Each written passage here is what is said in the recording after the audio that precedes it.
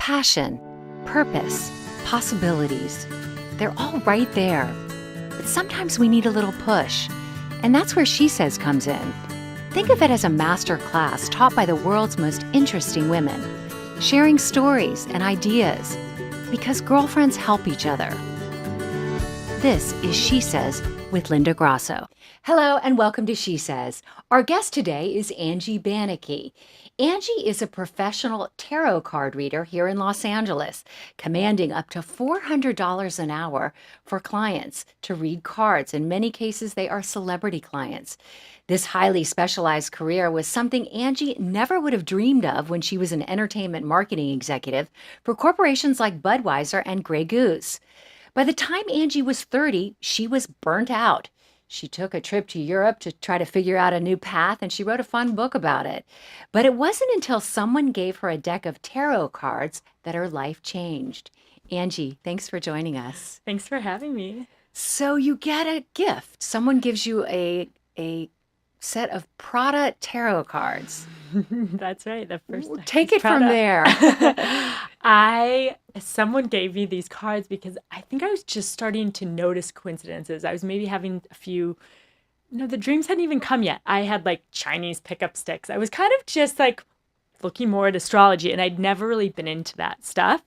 And a friend gave me these Prada cards, and it was just fun. It was kind of a game. We'd be like, should we go to the chateau tonight, or should we go to Soho House? And the cards would tell us, if you go to chateau, you're going to meet a man from a foreign country. And we would be like, let's go and see what happens.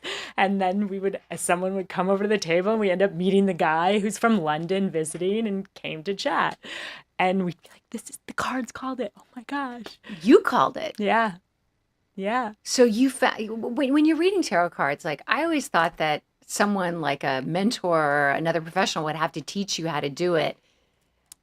I basically taught myself. It was over years where I just listened. The gift showed up. This idea of like, how did you know that? Or starting to like, a friend would be pregnant and I'd have a weird feeling, and I would pull cards and say, oh, the baby's going to be late. You're going to be okay, but the baby's going to be late. And so it was kind of this feeling that then was like, let me ask the cards. They sort of became this like, let me get clear on what this feeling is. And and then it just kept developing. And then I started reading books and finding people to go. I went to a wisdom school in France because I found the name of the guy who started it in my calendar, and I didn't remember when I'd put it in, if I'd read something about him and put his name down. And when I found it, it was the week before the class was starting, and I booked and so I kind of was guided into it, right? Like, here you go learn here, read this book. Oh, meet this person and ask them how they discovered their gift. As you started to learn that you had a gift, was it unnerving at all? Yeah. I remember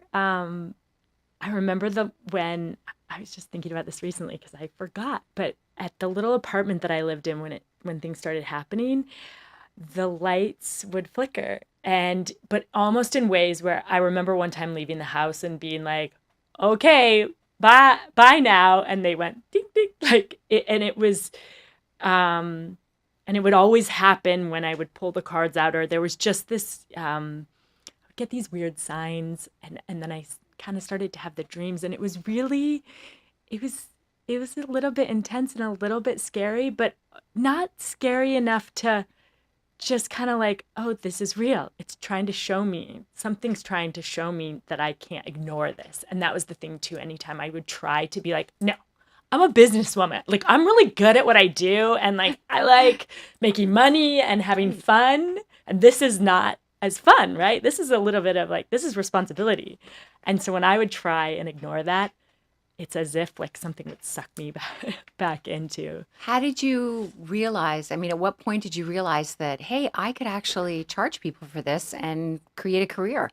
I had to have people keep asking me and telling me, you need to do this, you need to do this. And I think I just had to really wear myself out of my old career. I had to get, because I kept kind of reading the cards for fun, and I would realize like, wait, I'm being paid, $5,000 a month from Budweiser or $10,000 from this other client.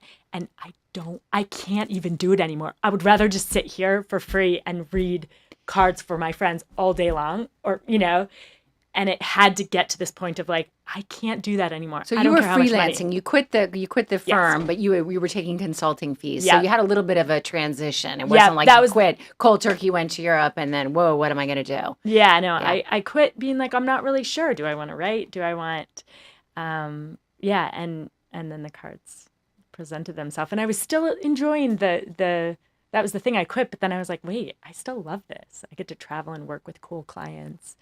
And then it just started getting less and less. And then those clients would even be like, well, what do the cards say about this event?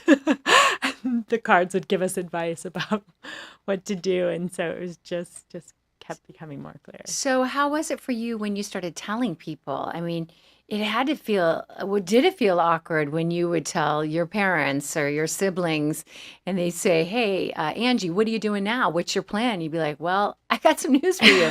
I'm going to be reading tarot cards. Well, I kind of eased, the family in. I remember being at my brother's wedding in the south of France and I had the cards and I had read his fiance and she told her family. So a lot of these French, people I'd never met, the cousins, that whatever, would be like, can you read the cards? And I would be like, well, let's do it.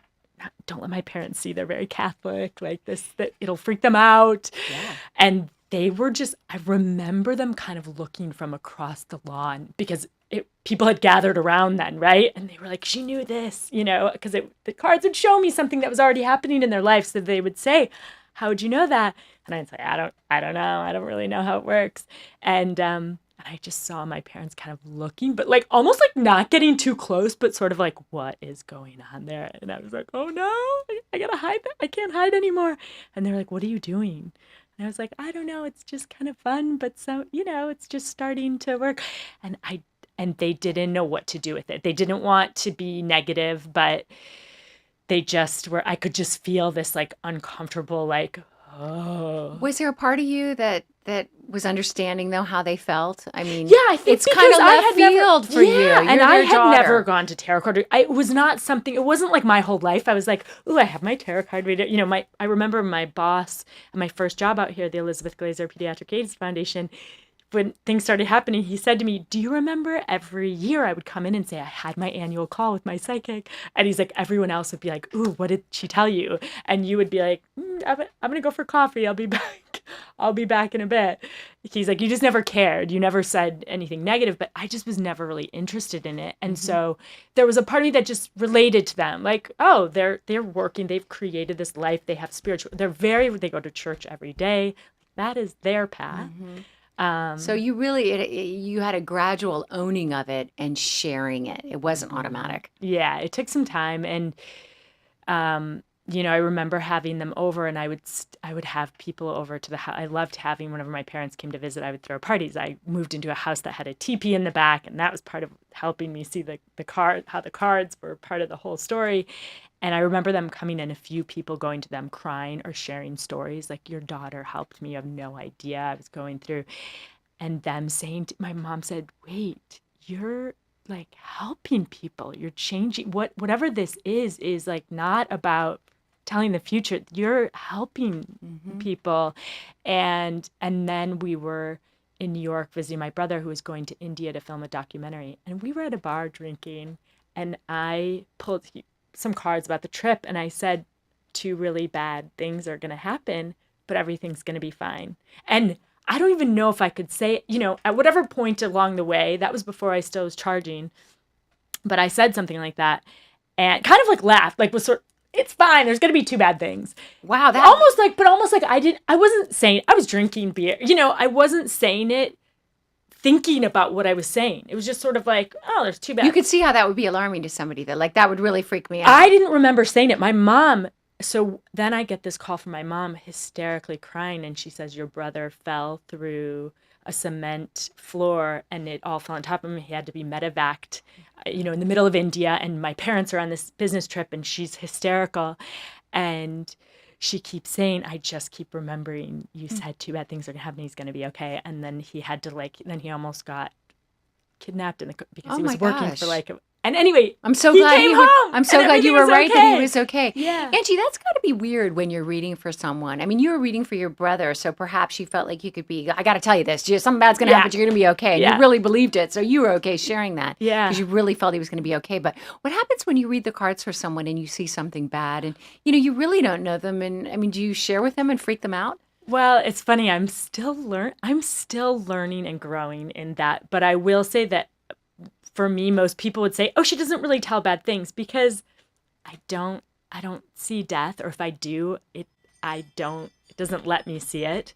But I will say that when I see troubled times, timing has been like a big thing that I've been good at. I've been to be able to tell people when they're going to feel shifts in their life. And so I've definitely had people come back where they said to me, "You told me the next 4 months were going to be really hard. And I kept waiting for April because you said in April, and it was crazy in April. All of a sudden my business turned around, and having that knowing of you saying it's not going to be easy." So that's where I've kind of learned, like, I can't not tell the truth, right? But I'll still learn where I've kept things, because I'm like, how do I tell the mother of that her daughter's husband is cheating on her? And I wouldn't tell. I just kept saying, your daughter's going to have a hard time. And that was something that happened recently where it all came out, and in a way that, and she called me immediately because she's like, "You're the only one, you prepared me for this, for my daughter. What happened?" But he was cheating and got AIDS, and Wow. and the daughter ended up being okay, but it was and even more happened. It was a really hard time for them. And in hearing it, I thought, maybe I could have told her that. Like, she could have, I saw how she reacted to it, and I was like, she could have handled it. Yeah. But at the time I was like, all I can tell her is, like, and I had to trust that's the best that I could do. And that was helpful to her, because she said, still though, I'm feeling like your job has some stress elements there. And how do you manage that? I keep learning, and I've learned, for me, the best way to handle when something comes in question, or like, how do I handle this? Did I do the right thing? Is I write, and I write to myself, and I really, sometimes I'll have dreams that show me what I need to learn or what I need to know. And I think with any job, we're all just, and that's where I've had to remind myself too, we're all just doing the best that we can. And we're all human, right? Like, no one, and I've really learned with the cards to be like, I don't know, and feel really good about it. Like, I can tell you when the cards really want you to know something and are very clear. But when I don't know, I'm okay to be like, you know what? I don't know. Or I think maybe this, but like, let's wait and see. Are there sometimes when you go to read the cards and your power or your ability is not there? Do you have to be in a certain mindset or a certain feeling? Is there a way that you prepare yourself? It's never not there, but it's definitely, there are days where I can feel it. My body tingles. I can feel or I'll feel myself even crying. Like, I'll feel for the person, or I'll feel, sometimes I'll be like, there's something that needs to be said. I can't talk because it's like the person hasn't told something they need to tell. So sometimes I can, like, it feels so intense, I can understand all of it. And some days it's really like, I always can get something. It never shuts down. It never doesn't work. But there are days where it's a little bit harder to understand, or to get clear. And that may be, and I've learned too, that may be the person, that maybe I don't connect with that person, or maybe that person's kind of blocking, or maybe there are days where it's just like, I'm really open, or the magic is happening, right? The other day we had 2 peacocks. I had this reading that was so intense, and the woman it was such a good feeling, right? Because her cards were so clear, and everything we talked about was getting her ready for love coming into her life, her responsibility in her career.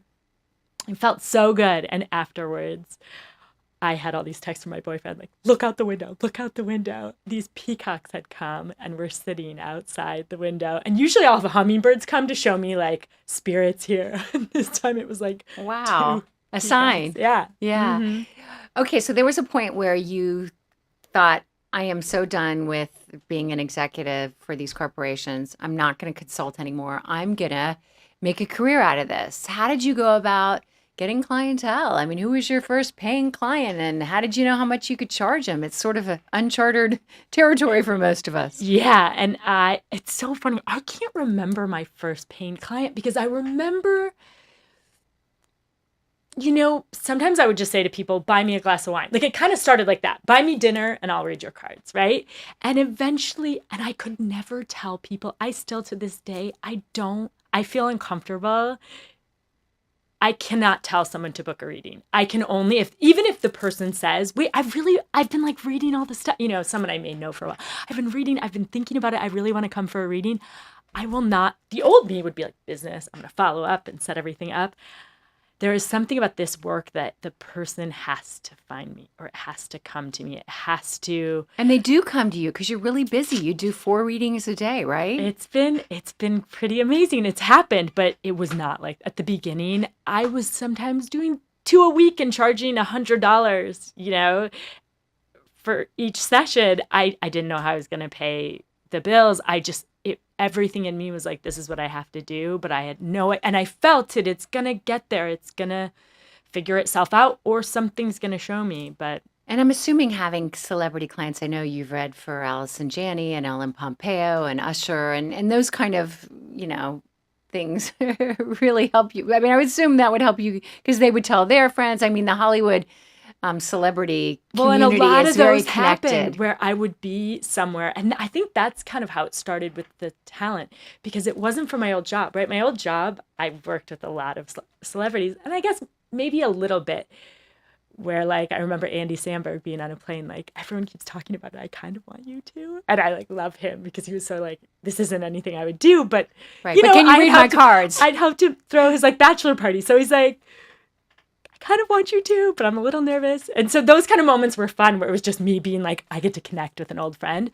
But it wasn't like people that I had known being like, oh, you're a tarot card reader now? You used to throw parties for me? Oh, yeah, I'll come let you read my tarot cards. No, it was more that I started off doing this. I remember being at Seth MacFarlane's house and I had like a really hard day. I was feeling really sensitive and saying to my friends, like, I don't even know how to enjoy myself at a party anymore. And my friends being like, they just started bringing over people to be like, read their cards. Cause they knew that was when I was then went really light again and got really happy. Yeah, blossom. And so they brought different celebrities over. I think like Alex Pettiford, they were just bringing over the talent.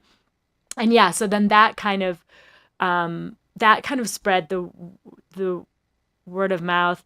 Or I would read a stylist and she would tell some of her clients. Yeah. And did you ever have lean years where you were kicking yourself in the butt? Like, why did I do this? Oh my God. How am I going to pay my rent? It's just been a slow bit. Yeah, it's been like, I think 4 or 5 years now I've been doing it. And the first 2 years, the first year was an overlap. I still had a few of those clients.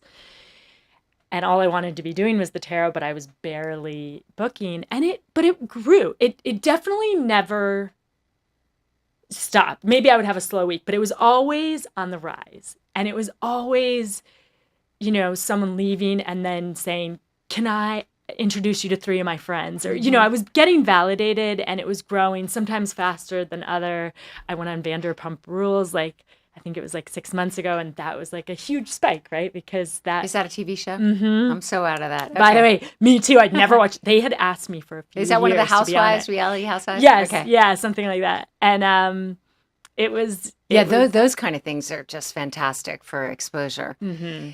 How often do you get someone come in who is a complete skeptic? And what does that make you feel like? Do you feel a little bit of anxiety? Like, okay, this person thinks I'm a woo-woo nut. I mean, even though they're in there and they're paying, you can feel them going, It's funny you say that because a lot of times I thrive on that. I like it because I'm like, oh, good. Like low expectations. I'm gonna blow them away. I'm gonna give them something. There are definitely times though where maybe it's if I'm not in my great place or maybe it's the person, but I've had it where I'm like, why won't they open up? It's frustrating to me because I'm like, I know I could get them so much more, and they don't want. Yeah, and they're almost like that judgment, right? And it's I think like an energy block. Mm-hmm. Mm-hmm. But I also think when I'm in my best place, I can, when I'm really open and clear, I can like notice that judgment and be like, oh, that's their thing. That's okay. That's Yeah. okay. I'm going to just do what I do, right? When we're in our best place, Yeah. that doesn't bother us. But if I've had a day of maybe questioning something and someone shows up like that, it can be a little tricky. I remember a couple of years ago, maybe like 7 or 8 years ago, I was writing for a lifestyle website, and I went to, I can't even remember the lady's name, but she was in a high rise in Beverly Hills, and to do like a little piece. Yeah. And so I went, and I completely skeptic. Like she was, I think even charging more than you. I mean, she was super, super high end.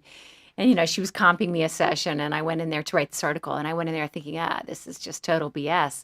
And I'll never forget, I sat down, and, she had really good energy, much like you. And I was curious. I mean, I wasn't completely shut down, but I was skeptical. Right, sure. And I can't remember everything that she said, but at one point, she said to me, there's a number that has significance for you.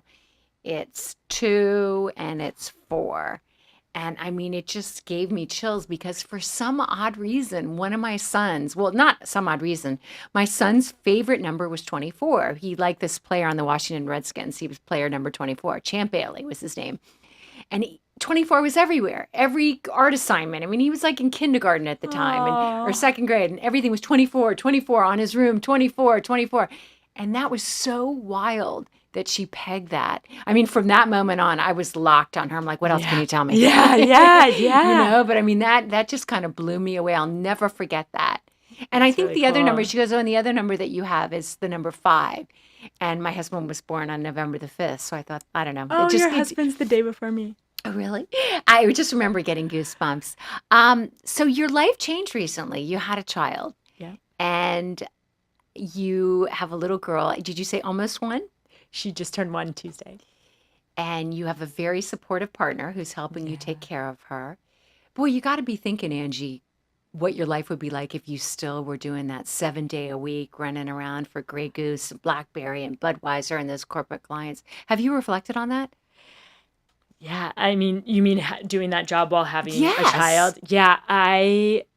It makes me appreciate everything that I got out of that. Like, I loved that. I loved the 7 days a week. I loved being thrown in. I loved jumping on planes and having to but I love what I do now. And I loved the energy of all that. And now it feels so good. Yeah. And being a mom, I get to read people at my house, and then in between reading, sometimes just go give her a hug or feed her a little bit. And it's true. I feel so lucky. I feel so, so lucky. It's been the best year of getting to, also it's been amazing to have business grow while I'm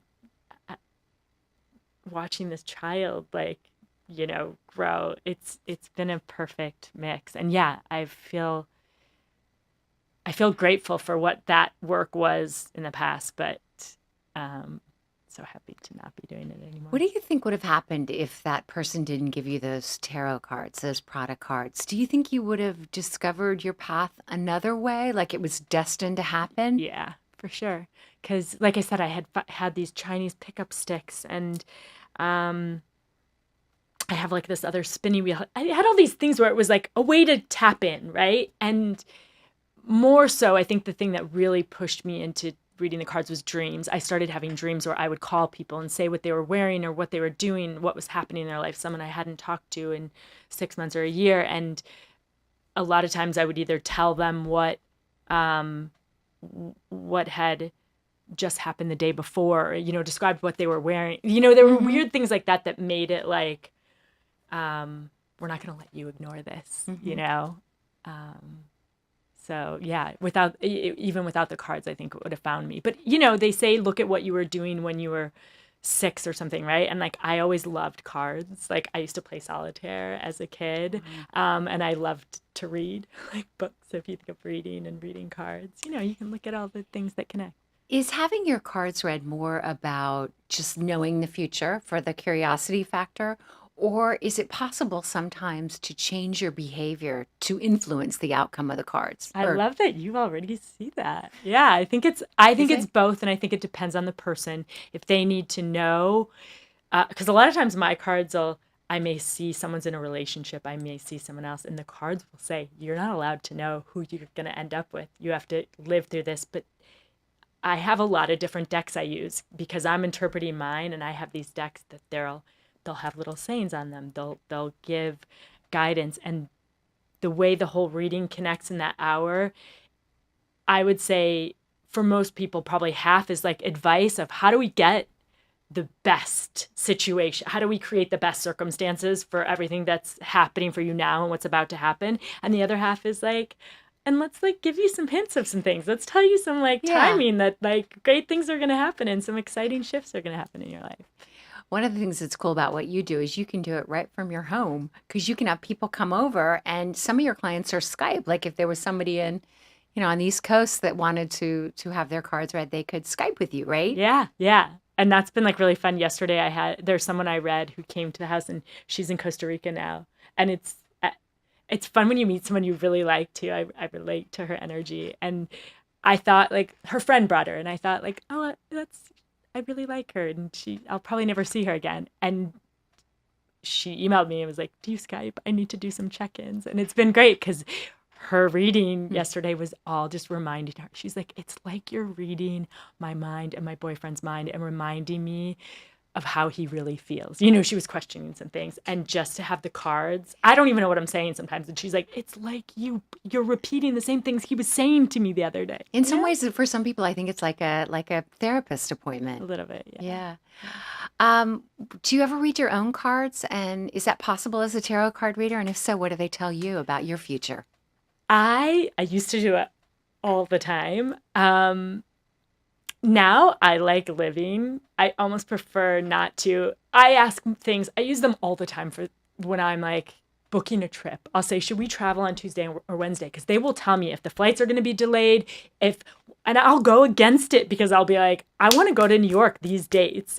And I remember the cards being like, no, wait until Saturday.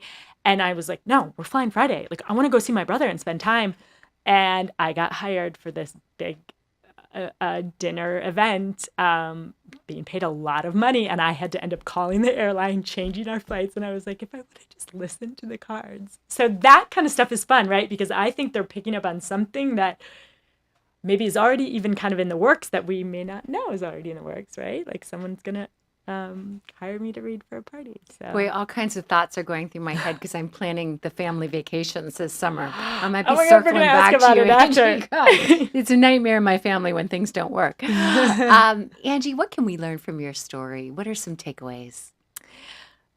I think one of the things I've been reflecting on a lot that I think is a great, if I were to go back and give myself advice, or if I were to tell other people, don't be afraid of the challenge or like what change. I think so many times we have this fear of like, oh, people aren't going to like me or this is going to be really hard. But it's actually, what the challenge and the hard part, like that's what's so fun and rewarding rather than choosing to be stuck, right? Like or going with our life that may actually feel really great, but you're presented an opportunity for challenge or for something new. Like, take it and know you can't go wrong, even no matter how hard it may be at first. Like you're gonna see the reward in how you can grow. And I think that's been a big that's been one big lesson I've learned with the tarot.